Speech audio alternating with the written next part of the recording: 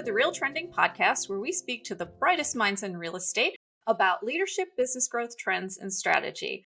I'm your host, Tracey Velt. I'm the Senior Director of Housing Wire and RealTrends and Content and Data. And today I'd like to welcome Russ Cofano. He is the CEO of Collabra Technology, which is a digital marketing, technology, and analytics firm. Cofano has more than 30 years of senior leadership experience in nearly all facets of the real estate industry, including brokerage, technology, MLS, associations, and affiliated businesses. I think that is every facet of the industry. So Russ was previously president and general counsel of eXp World Holdings, senior vice president of industry relations at Move, and vice president and general counsel at John L. Scott Real Estate, and CEO of the Missouri Realtors. So welcome, Russ. Thanks. Great to be here, Tracey. Yes, and two of those companies, eXp and John L. Scott, both came out in the RealTrends brokerage rankings today, doing really well. So both are wonderful companies, and they show that real estate brokerage companies can be super successful with very different models. They couldn't be different of companies, but they're both showing success. So I guess that's a microcosm of our world. Yes, and I've had Lennox Scott and Glenn Sanford both on the podcast recently, actually. So yeah. So I want to first talk about how Collabra Technology came to be, because you've had so many varied experiences in real estate. Tell me how this was all, how you founded it and how it all came to be. Well, I actually didn't found Collabra. Okay. I joined Collabra about a year and a half ago as its CEO, and we kind of found each other. Collabra was the birth child of a merger between two longstanding companies in the industry. One, Proxio, out of the Bay Area, that had been in business for about 10 years.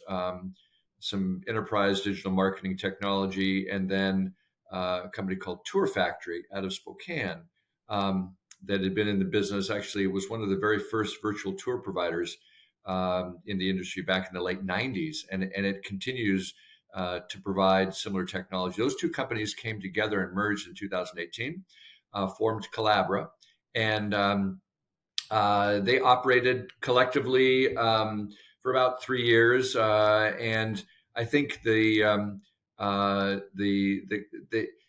was maybe some intended synergies between the two companies that never quite materialized, which is common in mergers. Sometimes you think there's going to be synergies, and 1 + 1 will equal 3, and that really didn't happen at Collabra. And so the board decided to see if there was some new energy they could bring in, and I was intrigued with what I saw. It was, for me, an opportunity to build an organization around a place that I think has tremendous opportunity going forward, and that's digital marketing, supporting real estate agents. So again, we in the last year and a half now, we'll talk about this more in the podcast here, but really sort of ideated around, using some of the core assets that Collabra had, but building out a different product, a different business model. And so we've been head down for the last year plus in doing that, and finally are at a point where we're launching some products, and it's pretty exciting. Yeah, and as part of that, you've done some research into kind of how agents can succeed in an uncertain market. So what were some of the biggest takeaways from that research? Yeah. So what was amazing from the research that we did was, and we kind of knew it anecdotally, but then as we dug into real numbers, people like to talk about how the housing market has grown really unencumbered over the last 10 plus years since the Great Recession. And that's true. But from an industry standpoint, what's also grown is agent count.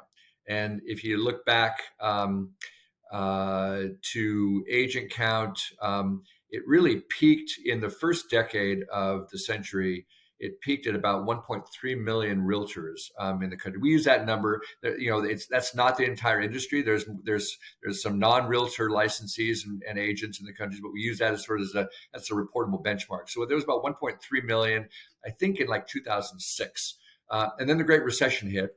And obviously, with the market going, having some challenges, the head count of realtors went down to about a low of 1 million in 2012. And then since 2012, it's been on a continued upward trajectory, really peaking this last year at about 1.6 million. So over the last 10 years, the industry has added 60% to the realtor count. But the actual overall housing market in terms of units, we've had some ups and downs. It's grown for sure, but it has not grown 60%. We're not at 7 or 8 million housing sales per year, resale transactions. And in fact, this year, we'll see where we end up, but probably in the 4.5 million range, which is it's the lowest number we've had in over 10 years. And so we have this, what this means is hyper competition for the deals out there. And we know that, listings drive the business, and we have a lot more people in the industry looking, trying to get those listings. And so and at the same time, so we have this housing market growth, we have realtor headcount growth, and during that same period of time, we have social media growth.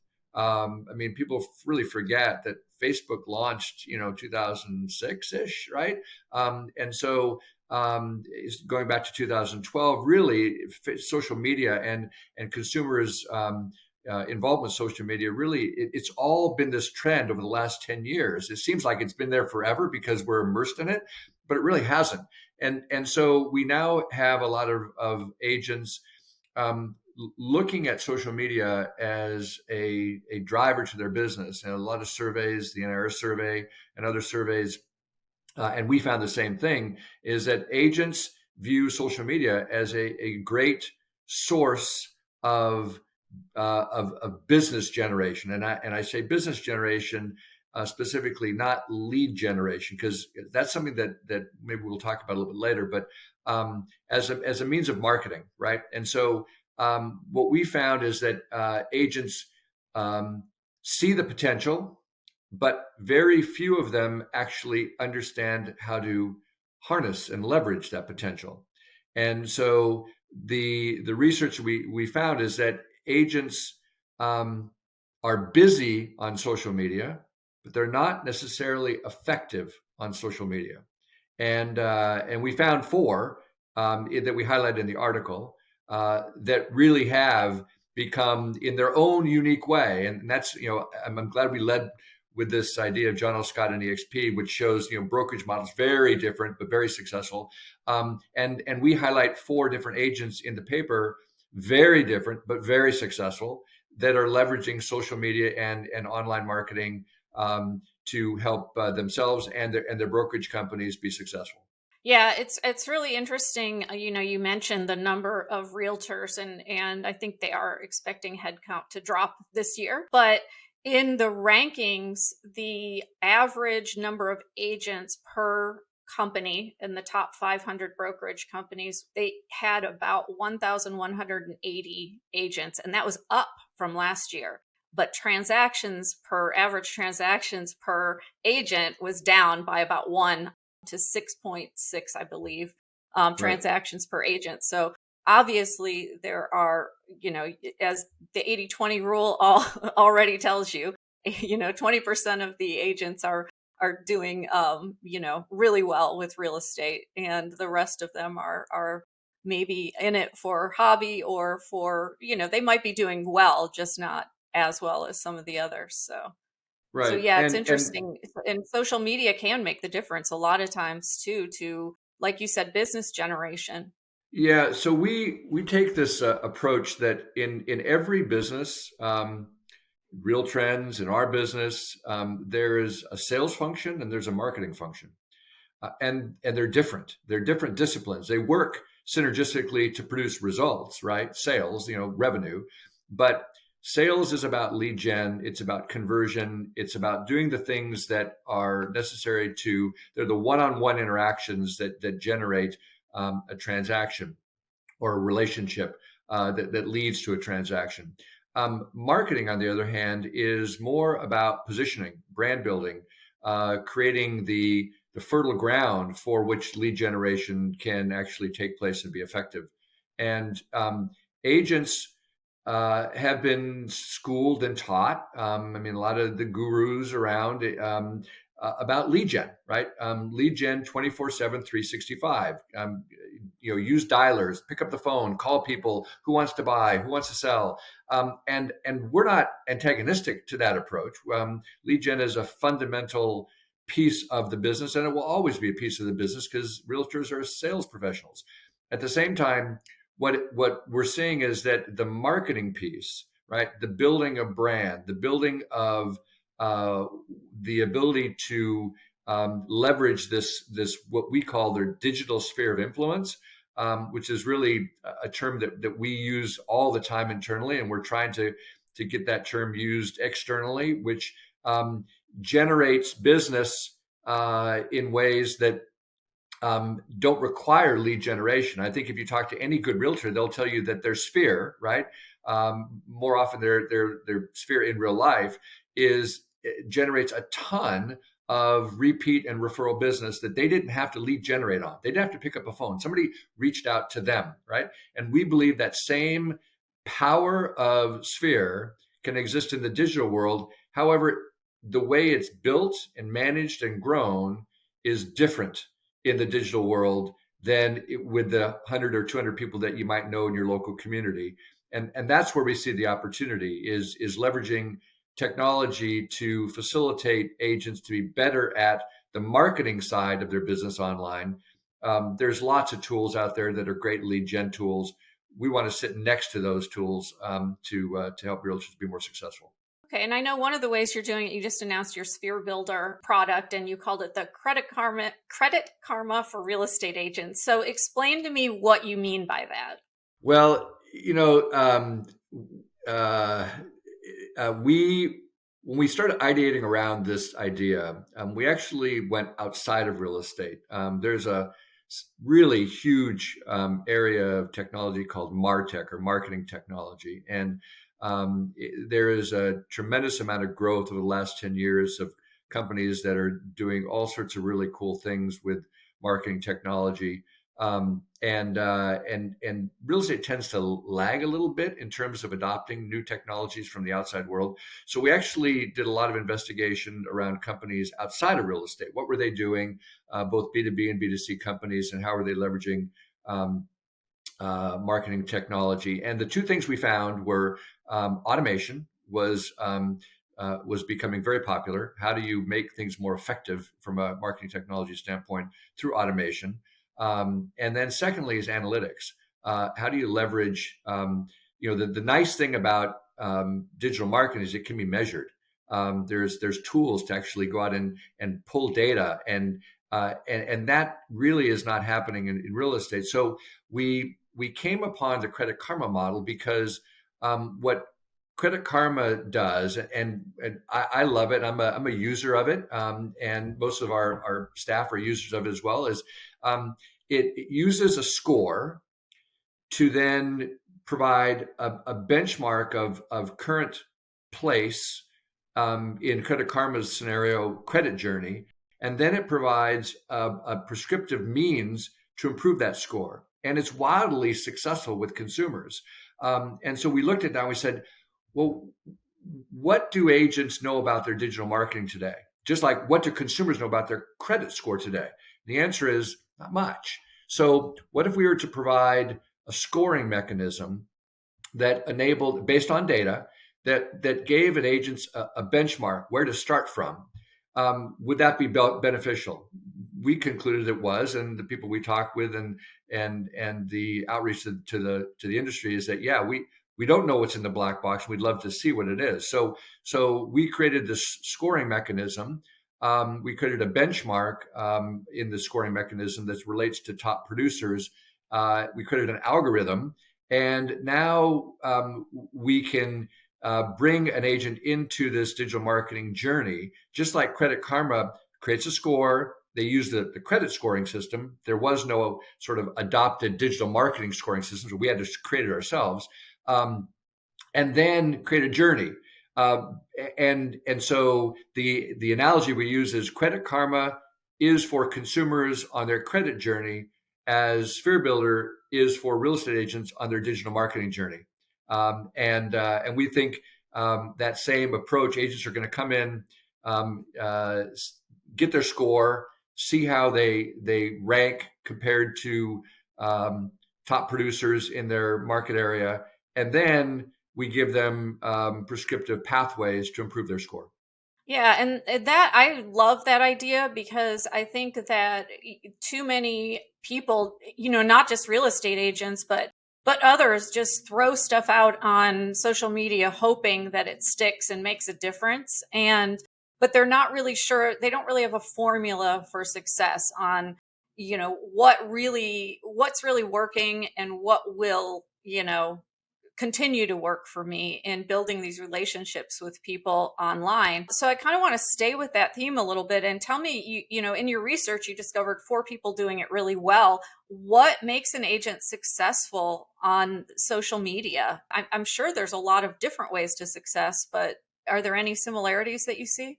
Well, there is this overarching sort of perspective that we got from the 4 people we interviewed and others as well, is they all seek to become known, liked, and trusted in their digital world.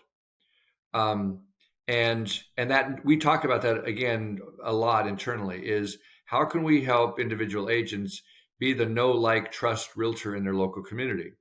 That truly is the essence of influence. And we talk about influence as well, not from the Kardashian perspective of influencer, right? That's not what we're talking about. But we're talking about, we believe that individual realtors can be an influencer in their local community around real estate, and be a place where when consumers have a need, they flock to. And so the 4 people that we spoke with all sort of had this approach to, how do I become that know, like, trust person in my digital world? But they all have done it differently, with a unique sort of bent on it. And that's the other thing, is that know, like, trust has to relate to the individual. You can't fake it. You can't try to be somebody else. And that's the challenge with, I think, agents go to conferences, or they view, they see people on stage and they go, well, I want to be like that person. And I think the thing that we discovered from all of the people in the article was that they're not trying to be like anybody else. They're trying to be like them. And they're trying to use the platforms that are more appropriate to how they speak, the content that they want to post. Some prefer Instagram because it's much more visual. Some prefer Facebook because it's much more descriptive. Some prefer TikTok because it's free flowing, and they're comfortable in being on video. Some prefer YouTube because it's video, but it's very more scripted video, right? So the key is to find your platform or platforms that speak to the way that you want to come across and the content that you want to post. Because digital marketing begins with content. If you don't have content, you can't play. So that's you got to be able to post content. But the way that each of these platforms deliver content, the audiences that they speak to, is different. And the thing that came across loud and clear is that the 4 people, although all of them successful, were all doing it a bit differently because of who they were.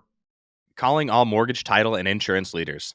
With interest rates shutting down your refinance business, your relationship with your real estate partners is more important than ever. HW Media wants to help you deepen relationships and find success in this competitive purchase market by inviting you to attend Gathering of Eagles. RealTrend's Gathering of Eagles is the real estate industry's premier event, bringing together leaders from the most successful brokerages in the country. For the first time ever, this closed event is open to our full audience.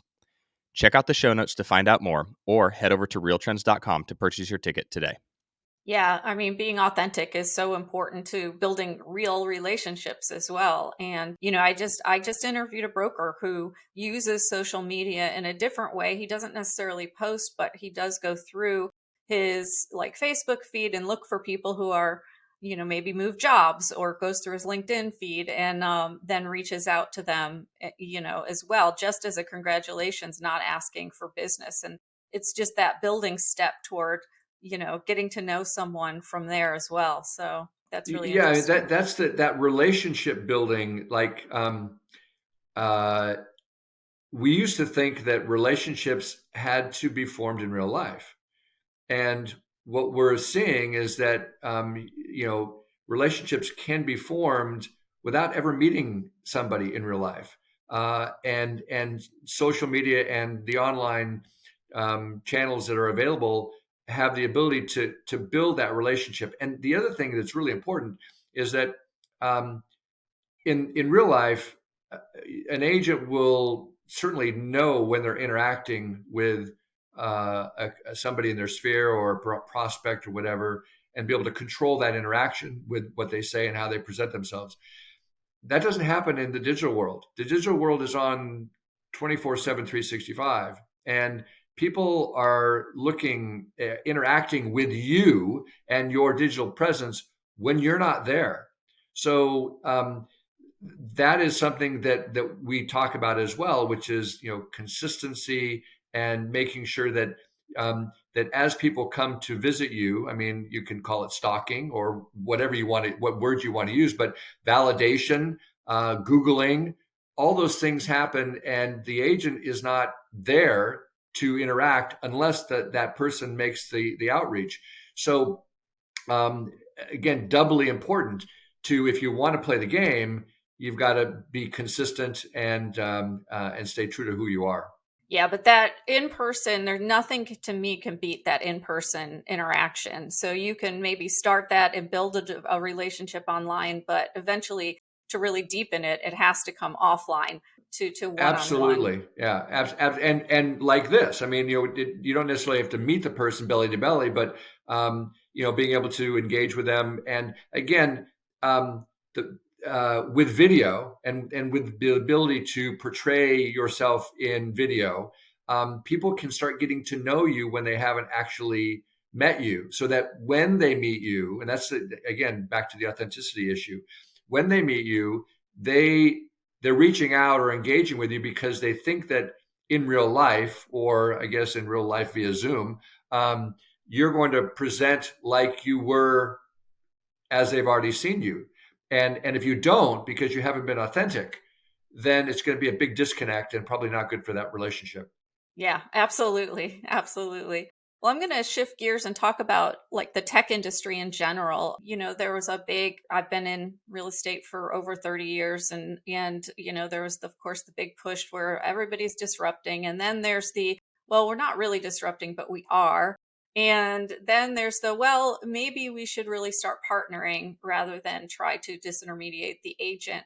So, what are you seeing right now with this overall in the industry? And are you seeing some trends that you might want to talk about? So I've been skeptical of this disintermediation theory for my entire career. Uh, and I go back to, uh, well, 20 some odd years ago when the first .com boom. I was actually doing some consulting um, uh, with some companies that were trying to create a new way for digital connectivity, internet connectivity, and um, they talked about this idea of the last mile, right? And in delivering fiber and high speed connectivity to households and businesses. It was easy to put in trunk lines, relatively speaking, right? But what was really hard, and is still hard, is getting that connectivity to the individual household.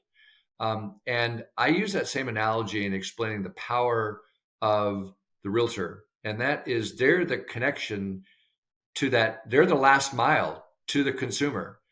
They've always been the last mile to the consumer, and they continue to be the last mile to the consumer. And that cannot, well, I don't want to say cannot, but super hard.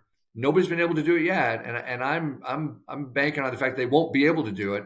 Disintermediate, replace that last mile with something else, right? So I think that a lot of people have tried, they've failed, and so now I see a trend toward not disintermediation of the realtor, but monetization of the realtor. In other words, that realtor is in a place of relationship and influence over the consumer.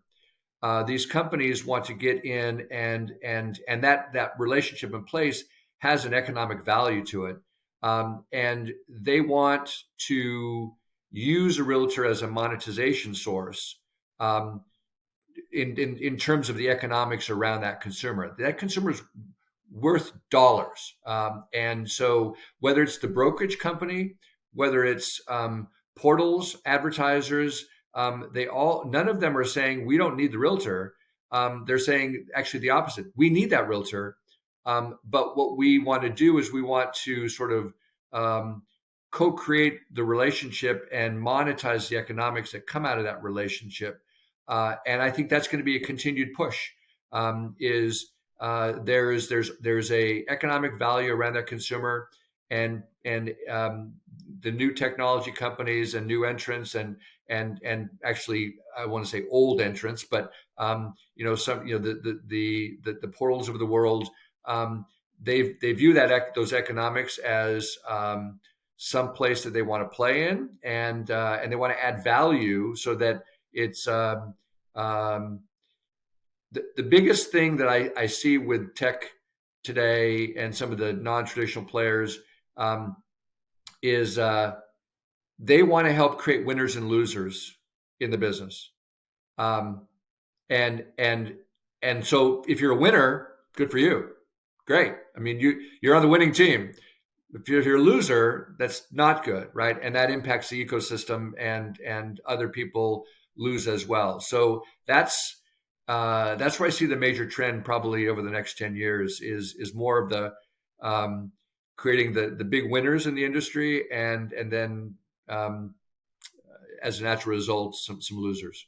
Yeah, I really look forward to this market because I believe that this kind of market really spurs innovation, whether it's tech innovation or business model innovation. I think that we're going to see some new business models emerge and some new products and platforms emerge. So that'll be really interesting. And of course, the big one I want to talk to you about is ChatGPT, the artificial intelligence, because that's on everybody's mind. You know, they're getting bombarded with, especially real estate agents, with, oh, use it to write your marketing, use it to write your letters, use it to do this. As an editor, it concerns me because I don't want articles that people are turning in that are produced by ChatGPT, and Google doesn't recognize them as original either. But what are your thoughts on the whole artificial intelligence as far as like the ChatGPT type of product? Yeah. So I've been a fan of AI and more generally machine learning I've been studying it for the last 5-7 years, starting with some of the advent that IBM brought into the equation, and has seen the evolution of AI and machine learning and large language models. I am generally a proponent of using it's another form of automation. All right, so I believe that automation is good. There are things, and specifically in the context of real estate. Well, actually, let me step back.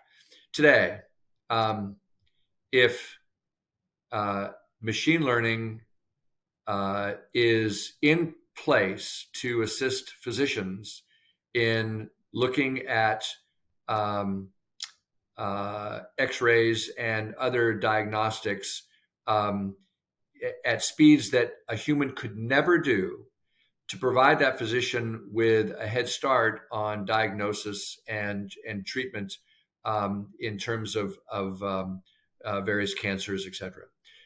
Is that a good thing? I think the answer is yes. In fact, if my doctor, and I've had cancer, if my doctor said, "Hey, would you like me to use machine learning to be able to help me diagnose and treat your condition?" I would say absolutely yes, right?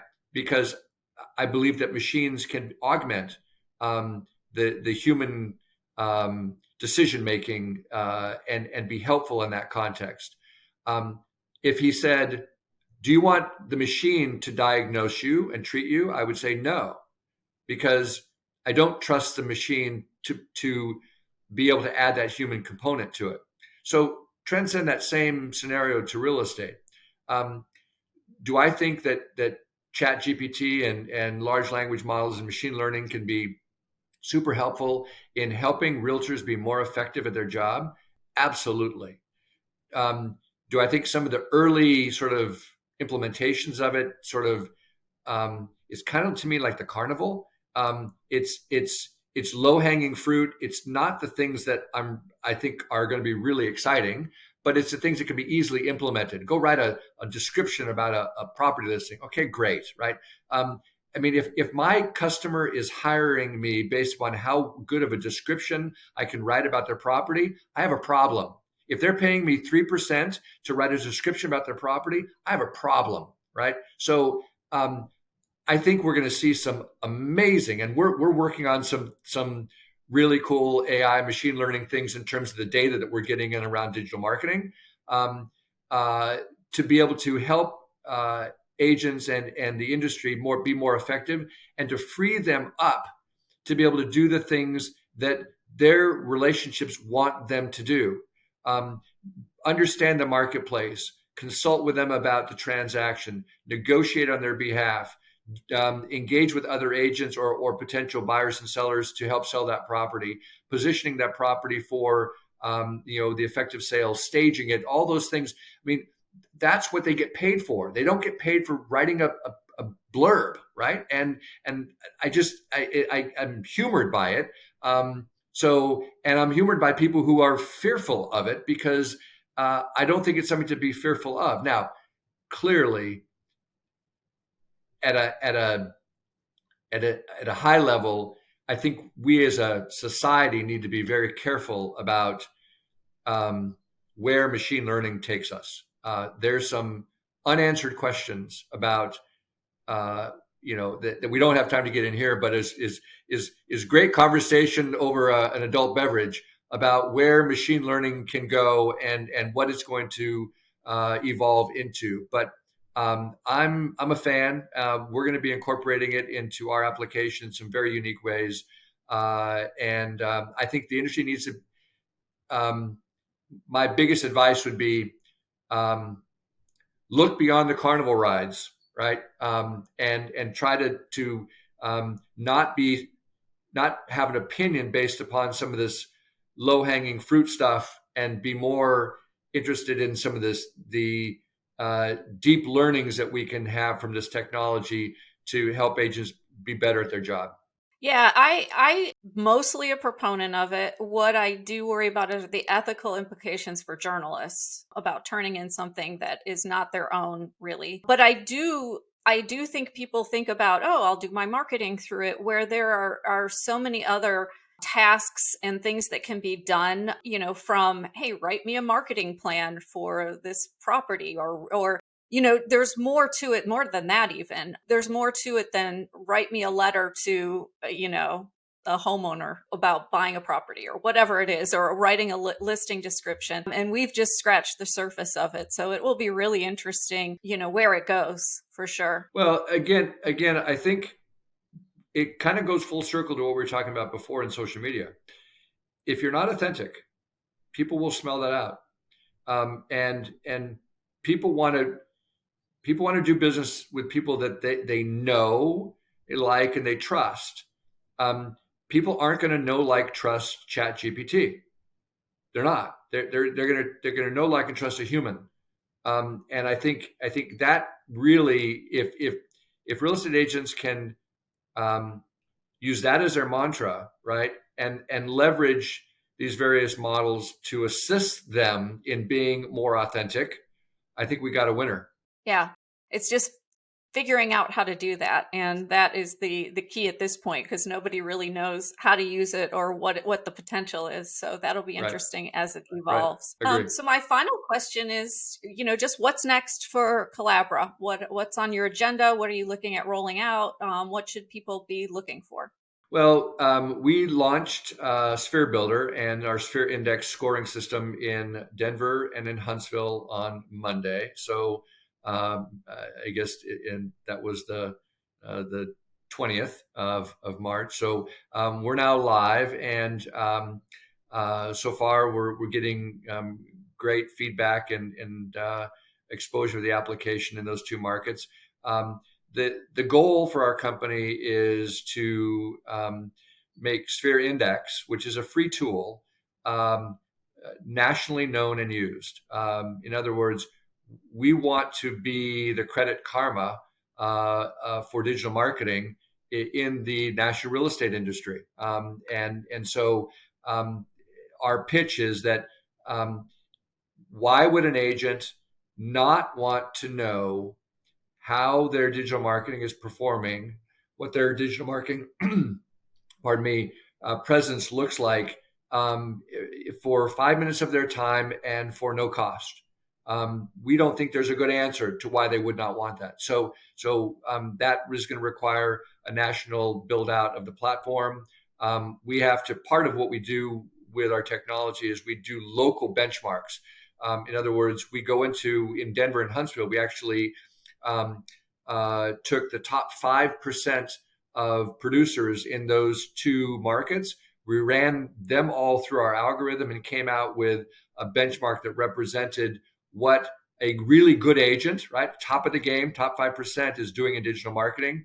And we use that as the benchmark. And we need to be able to do that in every local market, because what we found is that the benchmark in Huntsville is different than the benchmark in Denver, as it should be, because real estate's local, right? So we're in that process of national expansion. We've got some really great discussions going on with some MLSs that want to incorporate the platform into their ecosystem. And then the other thing that we're really excited about is brokerage companies are really interested in what we're doing, because they look at Sphere Builder as a productivity tool in a time when agents need help in productivity.